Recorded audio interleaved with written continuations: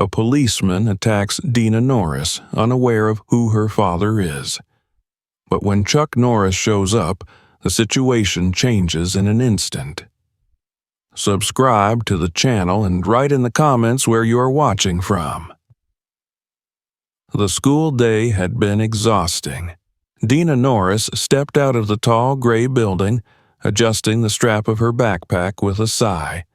The weight of textbooks and assignments pressed down on her shoulders, but it wasn't just the physical burden that made her feel drained. The day had been long, filled with tests, lectures, and the kind of mindless social interactions she never had the patience for. She just wanted to go home, make herself a cup of hot tea, and disappear into the comfort of her room. The sun had already begun its descent, painting the sky with deep oranges and purples. The air was crisp, carrying the lingering scent of rain from an earlier shower. Dina walked along the sidewalk, her sneakers occasionally splashing into shallow puddles that reflected the city's glowing lights. The streets weren't empty, but they weren't bustling either. A few people walked hurriedly toward the subway, some engaged in conversation, others lost in their own worlds. She preferred this quieter route home. It was a little more secluded than the main roads, but it cut down the travel time significantly. Besides, she had walked this way dozens of times before. The small shops that lined the street were beginning to close, their neon signs flickering as the owners locked up for the night.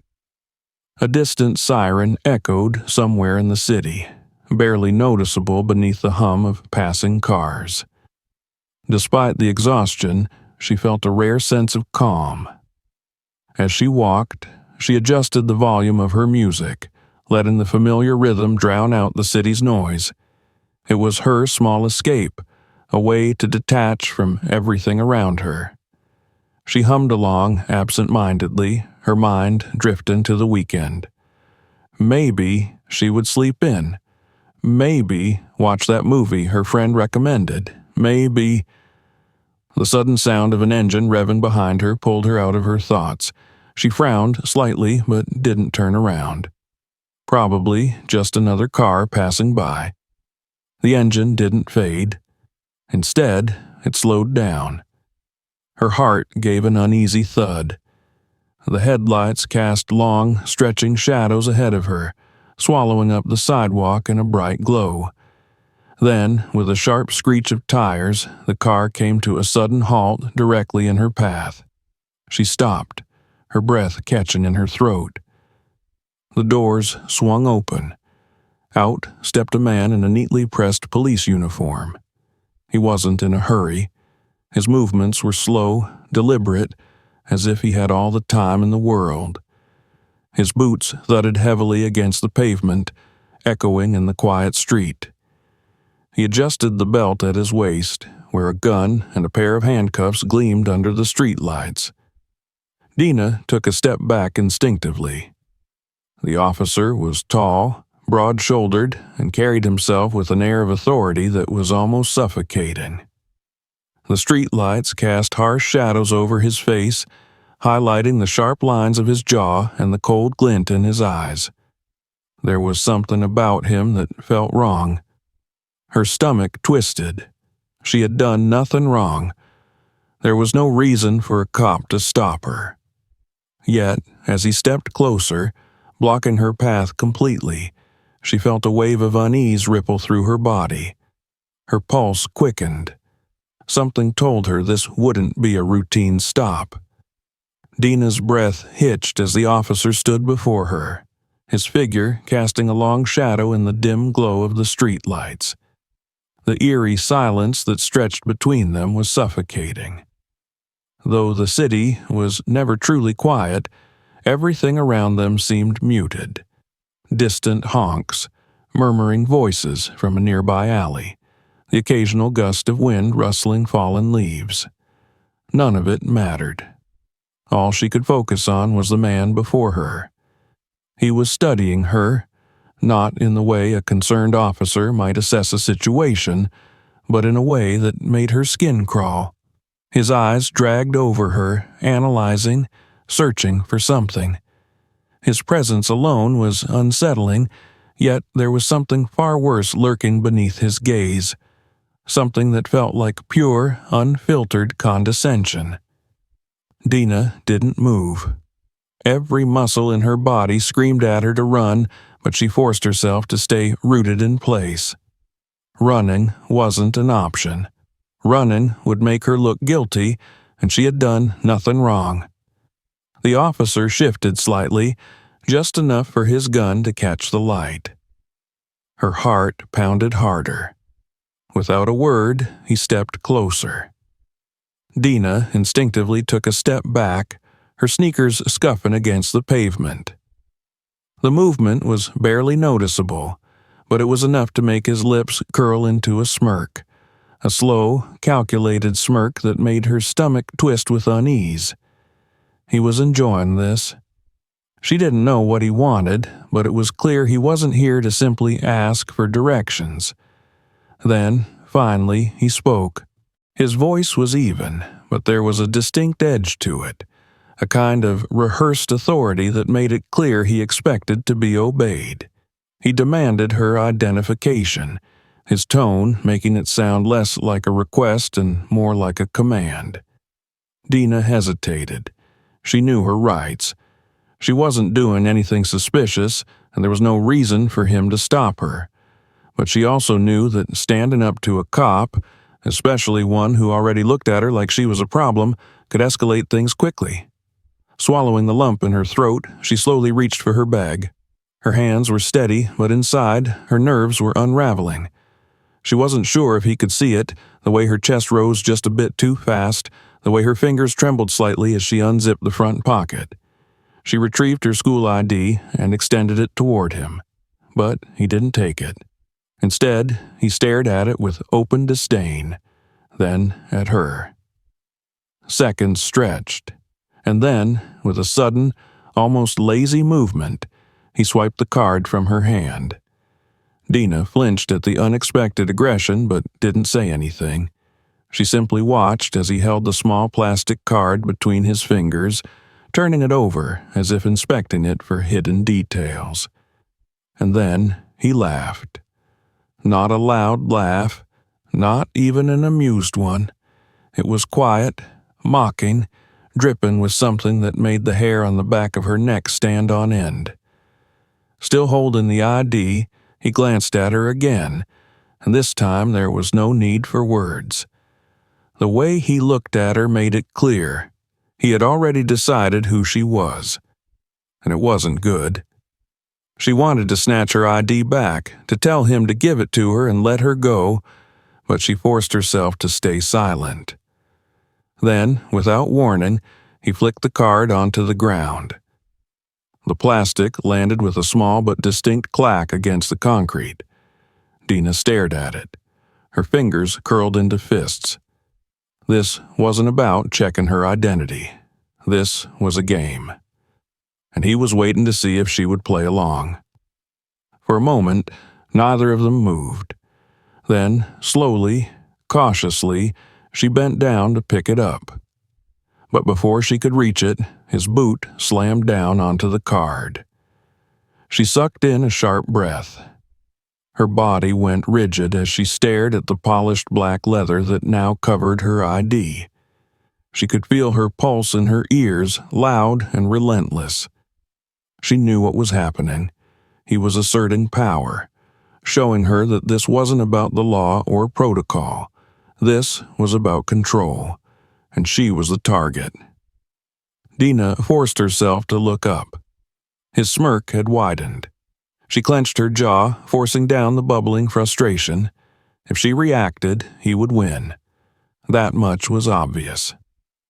Slowly, carefully, she straightened back up. A flicker of disappointment flashed across his face. He had expected her to snap, to yell, to make this easier for him. But she wouldn't. Not yet. His smirk faltered for just a second before he took another step forward. Now, he was too close. Close enough that she could smell the faint trace of aftershave beneath the scent of leather and metal. close enough that her skin prickled with the wrongness of it all. Then, without breaking eye contact, he lifted his boot just enough to kick the ID away. It skidded across the pavement, coming to a stop several feet behind her. Dina's breath caught. Her nails dug into her palms. He was waiting to see what she would do next. And for the first time that night, true anger flared in her chest. But before she could react, his hand was on her shoulder, a grip that wasn't painful, but firm enough to make her freeze. Her mind screamed at her to push him away, to do something, anything. But she knew that would only make things worse. Then the grip tightened.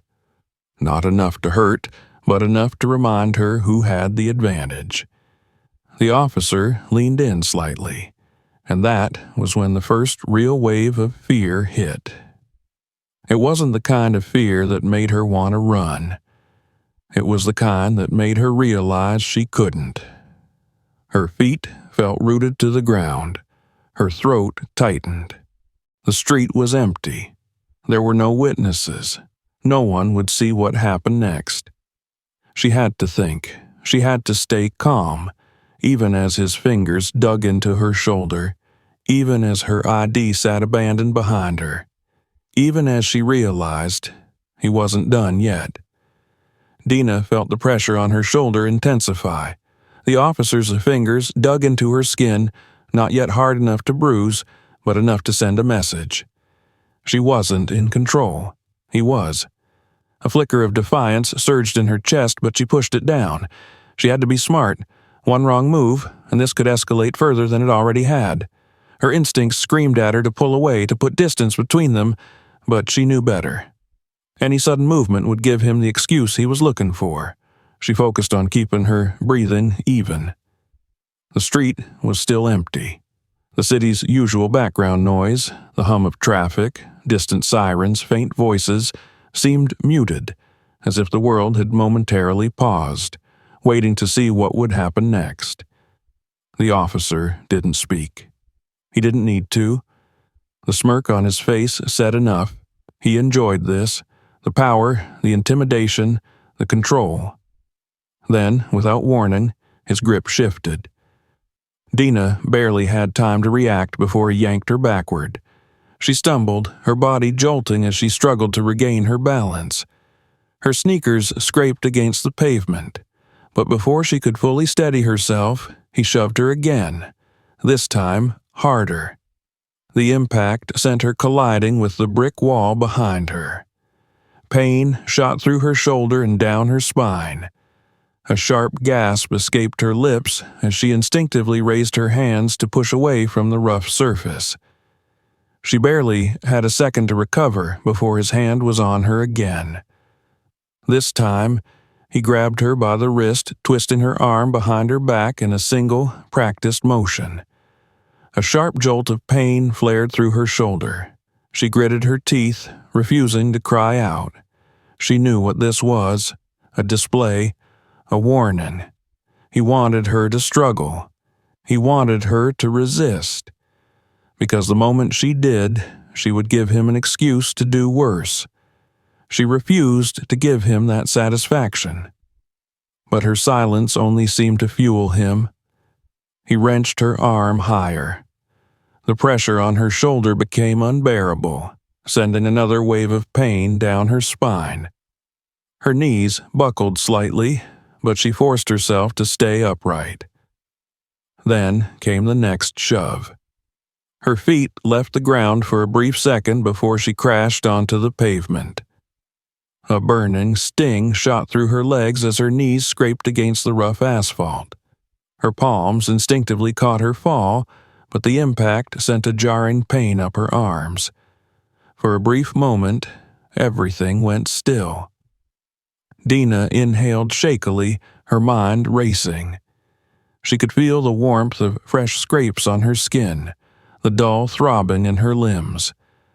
But worse than the physical pain was the crushing realization of how helpless she was in that moment. She could hear his footsteps circling her, slow and deliberate, a predator sizing up his prey. Then a heavy boot pressed against her back, pinning her down. She went rigid. The weight wasn't unbearable, but it was enough. Enough to remind her that she was trapped. Enough to remind her that he could do whatever he wanted, and no one was here to stop him. A lump formed in her throat, but she swallowed it down. She couldn't afford to break. Not now. The boot lifted, but before she could react, fingers tangled into the fabric of her jacket. She was hauled up onto her feet, her body jerking violently from the force. The sudden movement made her vision blur for a second, and she barely managed to steady herself before another push sent her stumbling forward. A firm grip locked around the back of her neck. Her breath hitched. This wasn't just about power anymore. This was personal. She squeezed her eyes shut for a brief moment, forcing herself to think. The street was empty. There were no witnesses, no one to see what was happening. And if no one saw, there would be no consequences. For him. But for her? Another harsh tug on her arm brought her back to reality. He was moving her, steering her toward his patrol car. No. Panic surged through her chest. She couldn't let this happen. She planted her feet firmly on the ground, resisting his pull. His grip tightened. He yanked harder. A sharp pain shot through her wrist, but she didn't move. She wouldn't go with him. She couldn't. She didn't know where this was headed, but she knew one thing for certain. If she got into that car, she wouldn't be getting out. She twisted sharply, trying to break free from his hold. His grip slipped for a fraction of a second, just long enough for her to yank her arm back. She staggered backward, her breathing ragged. His expression darkened. For the first time, his smirk disappeared. And then, just as quickly, his anger flashed. She saw it in the way his eyes narrowed, in the way his muscles tensed. She had made a mistake. Before she could react, he lunged. This time there was no restraint. His hands gripped her arms with bruising force. She barely had time to struggle before he spun her around and shoved her forward. Her stomach slammed into the hood of the patrol car. The cold metal bit into her skin. She tried to push herself up, but his hand pressed between her shoulder blades, forcing her down. Her pulse pounded in her ears. She was trapped. Her mind raced, desperate for a way out. Then she remembered. Her phone, still in her pocket. Her fingers twitched. Could she reach it? Carefully, she shifted her weight. The movement was subtle, just enough to slide her hand toward her pocket. Her fingertips brushed against the smooth surface of the screen. Almost. Then the pressure on her back disappeared. A brief moment of relief, a brief moment where she thought, maybe he's done. She was wrong. The world tilted violently as he grabbed her by the shoulders and spun her around. Then came the final shove. She lost her footing completely. Her back hit the ground with a force that knocked the breath from her lungs. She gasped, her vision blurring for a split second. Above her, the officer loomed.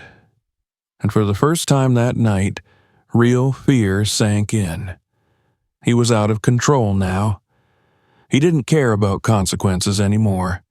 He only cared about one thing: dominance. Her hands twitched. Her fingers closed around her phone. She gripped it tight, ignoring the pain in her bruised limbs. And then, with one last desperate act, she pressed the call button. The screen lit up. A name appeared. Her last hope. Her voice was weak, broken, but she managed to speak. And, on the other end of the line, someone answered. Dina lay on the ground, her breath ragged, her body aching from the rough treatment she had endured.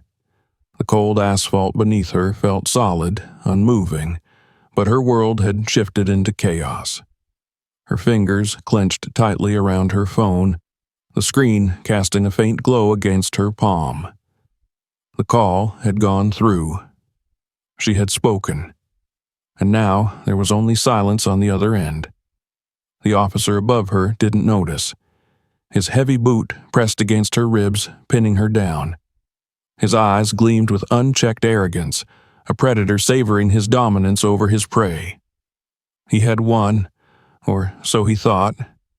The moment stretched, thick with anticipation. Then the atmosphere changed. A shift so subtle, so profound, it was almost imperceptible at first. But Dina felt it in the air. Something had altered. The weight of the officer's presence, which had seemed absolute, was suddenly challenged by something greater. A sound cut through the quiet. Not the distant wail of sirens, not the hum of traffic, but footsteps, deliberate, measured, unhurried, heavy boots against pavement, each step carrying the weight of unshakable resolve. The officer noticed it too. His posture stiffened slightly, his head tilting as if his instincts, long dulled by arrogance, were trying to warn him. But he ignored it, dismissing the noise as just another passing stranger. Dina, however, knew better. She forced herself to turn her head, her vision still blurred from pain, but her mind sharpening with something new: hope. From the darkness beyond the flickering streetlights, a figure emerged, tall, solid, radiating an aura so intense that even the city itself seemed to pause. The officer's smirk faltered just for a fraction of a second. Then he straightened, puffing out his chest, and turned to face the approaching figure. He had faced challengers before. He knew how to handle them. But this was different, because the man stepping into the light wasn't just anyone. It was Chuck Norris. Dina saw him clearly now, and despite everything, the pain, the exhaustion, the overwhelming fear, she felt something shift inside her, a relief so profound it nearly brought her to tears. Chuck's expression was unreadable, his eyes dark, scanning the scene with the precision of a man who had seen far too much injustice in his lifetime. He took in Dina's battered state, the blood staining her scraped knees, the bruises forming on her wrists. His jaw tightened. The officer, still standing over Dina, scoffed. He didn't recognize Chuck immediately, or if he did, he refused to acknowledge it. That would be his first mistake. Chuck stopped a few feet away, hands resting at his sides, utterly calm. The air between them was charged, a silent battle waged in a single glance. The officer, sensing the shift, decided to take control of the situation. He barked out something, likely an attempt to assert authority, but Chuck didn't react. He simply stood there, his presence alone more powerful than any badge or uniform.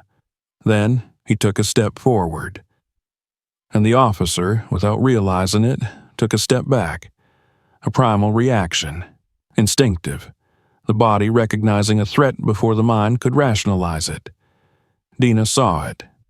She saw the fear creeping into the officer's stance, saw his bravado waver just slightly. Chuck's voice, when he finally spoke, was quiet, low, controlled, but behind that control was something dangerous, something unstoppable. The officer hesitated, but his pride wouldn't let him back down.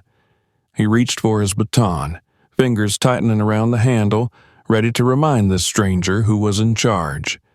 That would be his second mistake, because Chuck Norris was faster. The moment the baton was halfway from its holster, Chuck moved. A blur of motion, effortless, precise, lethal. The officer barely registered what had happened before his arm was twisted, the baton ripped from his grasp and tossed aside like a meaningless toy. A sharp, calculated twist sent pain shooting through his wrist, forcing him to his knees with a grunt. Chuck didn't even break a sweat. The officer gasped, shock replacing arrogance. He had underestimated the wrong man. Dina watched, breathless, as Chuck released his grip, letting the officer stumble backward. But he wasn't done. Not yet. The officer, despite the pain, made one last desperate move, reaching for the gun at his hip. That would be his third and final mistake. Chuck's next move was so fast, so impossibly swift that Dina barely saw it happen. 1 second, the officer's hand was on his gun.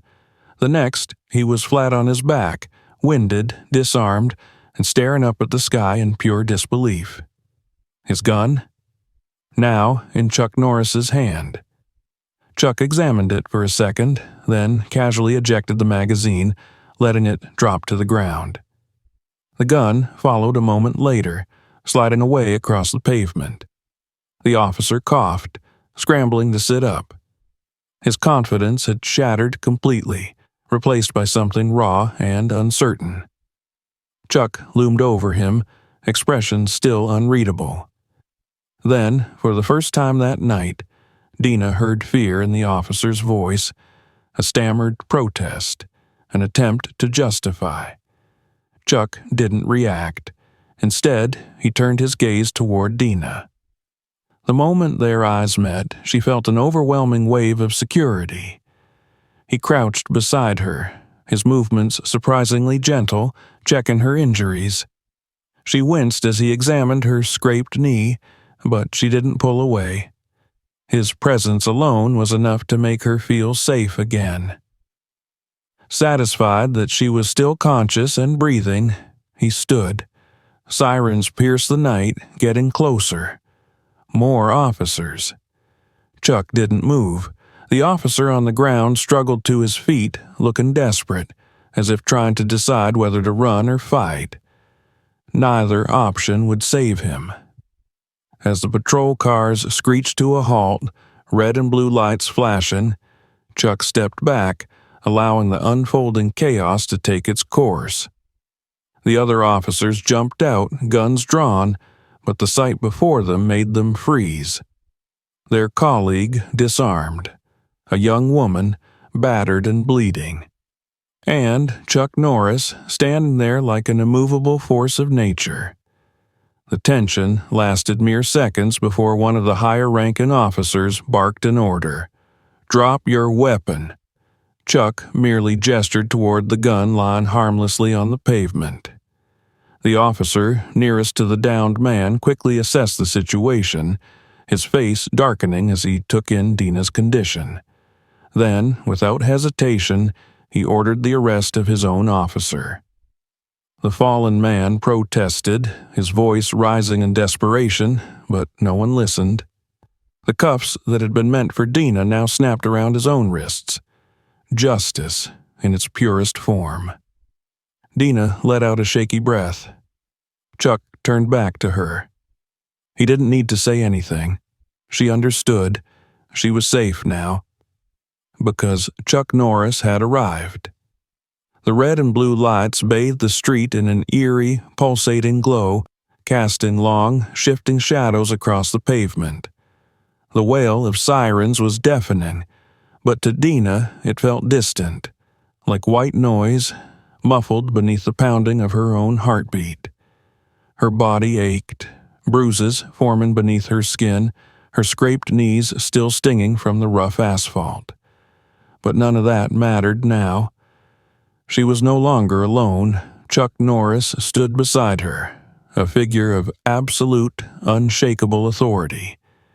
The moment he had arrived, the tide had shifted. The fear, the helplessness, it had all been replaced by something else, something powerful, justice.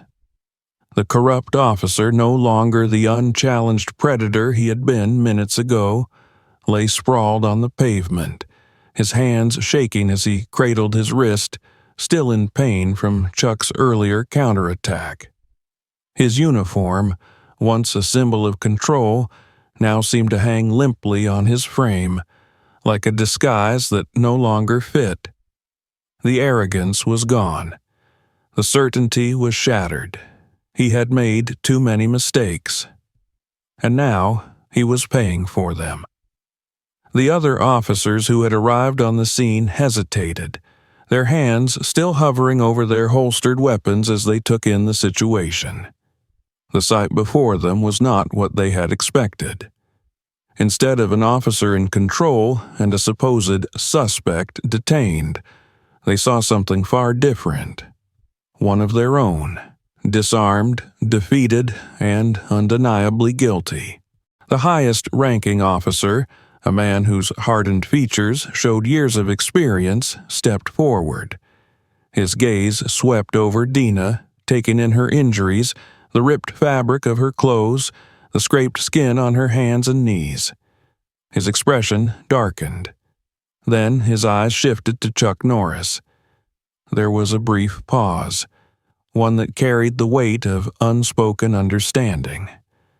This was no ordinary civilian standing before them. This was Chuck Norris, and his presence alone spoke louder than any words could.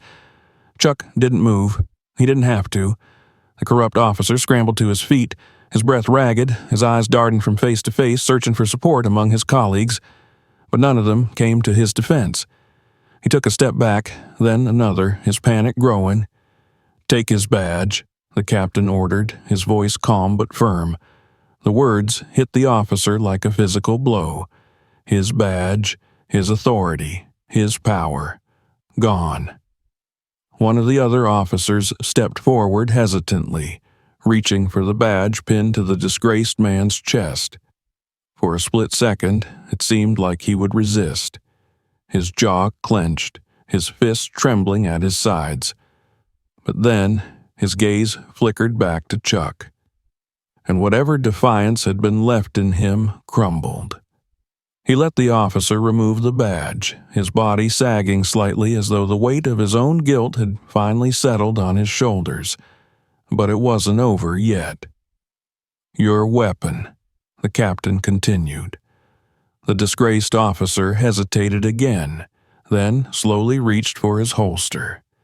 His hands were shaking as he unfastened the strap, pulling out his gun and holding it out. It was taken from him without ceremony, the final piece of his authority stripped away. The cuffs came next. Click. The sound of the metal locking into place echoed through the street.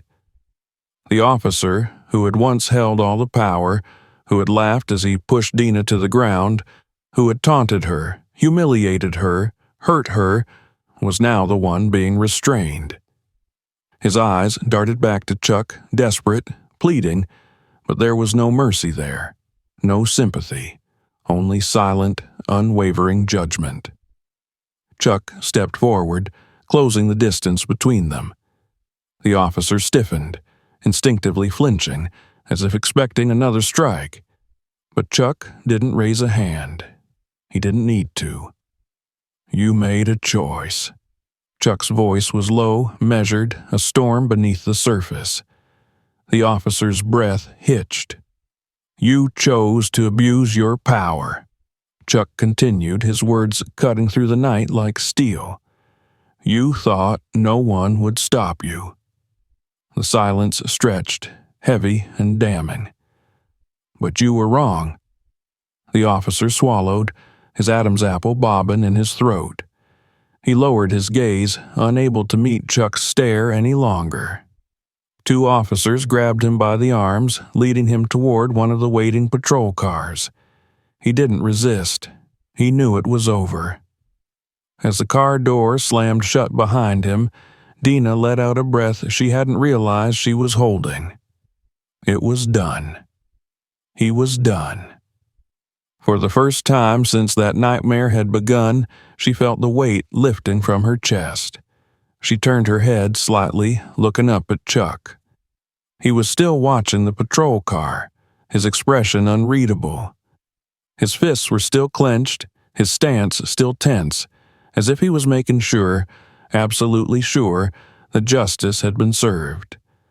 Only when the car began to pull away did he relax. Then he looked at her. Their eyes met, and for the first time since this had all begun, she felt safe. Chuck took a step toward her, lowering his voice.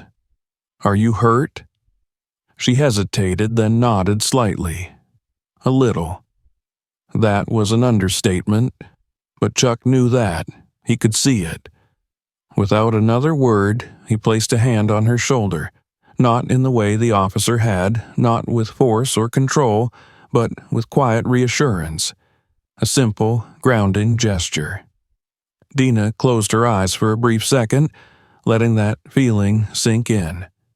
She was safe. She was alive. And thanks to Chuck Norris, she had won. But there was still one last thing left to do. Go home. Together, they turned away from the flashing lights, the echoes of sirens, the weight of everything that had happened. Justice had been served. Now, it was time to heal. The sirens faded into the distance, swallowed by the city's endless hum. The flashing red and blue lights that had once illuminated the darkened street were gone, leaving only a heavy silence in their wake. The night was still again, but it was not the same night that Dina had begun walking home in. The world had shifted. The nightmare had passed, leaving exhaustion in its place. Dina's legs felt unsteady beneath her as the adrenaline began to wear off. The pain from her bruises and scrapes settled in, sharp and pulsing. But more than the physical pain, it was the weight of everything that had just happened pressing down on her. She exhaled slowly, trying to steady herself. Chuck Norris stood beside her, unmoving. His presence alone was enough to keep her grounded. Even though the immediate danger had passed, he remained alert, scanning the empty street, his sharp eyes missing nothing. His hands rested at his sides, relaxed but ready, always ready. Dina stole a glance at him, studying the calm strength in his face. He had done what no one else could. He had stepped in when no one else had. He had stopped the nightmare before it could get any worse. For a long moment, neither of them spoke. Then, finally, Chuck shifted, turning toward her. "Let's go." Dina nodded, and without another word, they started walking. The streets felt different now. The same flickering streetlights still buzzed overhead. The same cracked pavement stretched beneath their feet, but Dina knew she would never look at this path the same way again. As they walked, Chuck's pace was steady, measured, but his attention never wavered. He kept her on the inside of the sidewalk, positioning himself between her and the road, as if even now he was shielding her from the world. The city was quieter at this hour. Storefronts had long since closed, and most of the foot traffic had thinned out. A few cars passed, their headlights cutting through the night, but otherwise it was still. Dina glanced down at her hands. Her knuckles were raw, her fingertips trembling slightly. The reality of everything that had happened was starting to settle into her bones. The fear, the helplessness, the moment she had realized she was alone, trapped. Except she hadn't been alone. Not for long. She clenched her hands into fists, trying to push away the lingering chill that crept up her spine. Chuck must have noticed the tension in her shoulders because he finally broke the silence. "You're safe now." The words were simple, direct, but they carried a weight that settled deep inside her chest. She nodded, not trusting her voice just yet.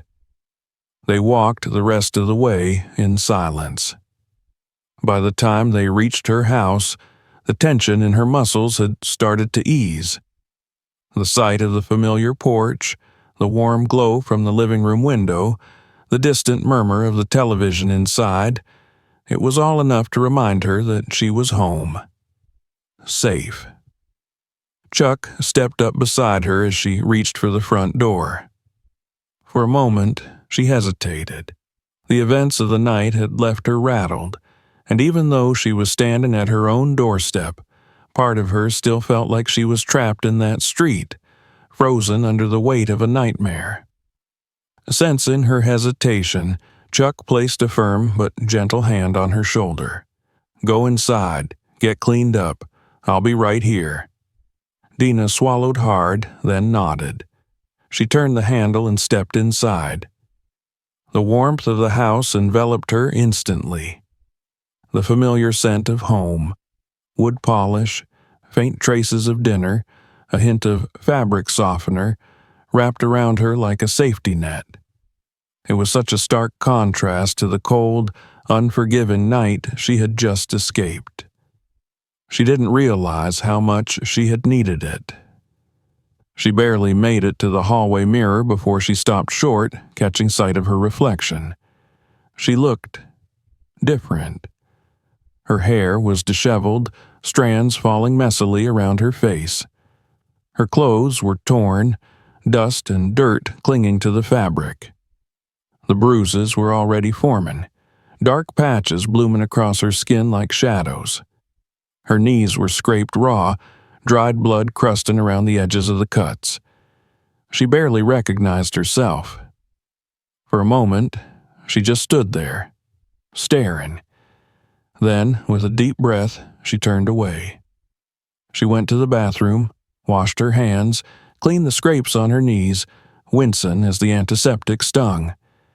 She changed into fresh clothes, the soft fabric a stark relief against her bruised skin. The routine, the familiarity of it, it helped. It brought her back. By the time she stepped back into the living room, Chuck was still there. He was seated at the kitchen table now, his posture as relaxed as ever, but his eyes were watchful. Always watchful. She hesitated, then slowly walked over and sat across from him. For a long moment, neither of them spoke. Then, finally, Dina exhaled.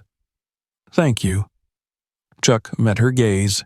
He didn't nod, didn't say, "You're welcome," didn't offer meaningless reassurances. He simply held her stare, his expression calm, steady, because he understood. Some things didn't need to be said. The silence stretched between them, but it wasn't uncomfortable. It was the kind of silence that existed between people who had been through something together, something that didn't need to be put into words. After a while, Chuck finally leaned back slightly. "You should rest." Dina nodded. She was exhausted. As she stood, Chuck rose too. He walked toward the door, pausing briefly before glancing back at her. "If you need anything," he said, "you call me." Dina swallowed. Then, with more certainty than before, she nodded. He gave her one last look, then stepped outside. The night air rushed in for a brief moment before the door clicked shut behind him. Dina stood there for a long time, staring at the door. She knew she wouldn't sleep easily tonight. The memories of what had happened would linger in the corners of her mind, waiting for the darkness to settle in before creeping forward again. But she also knew something else. She wasn't alone. And as long as Chuck Norris was in this world, as long as he was watching, protecting, she never would be. Subscribe to the channel to stay updated with more stories. Watch the next video or check out others on the channel. Share this video with friends.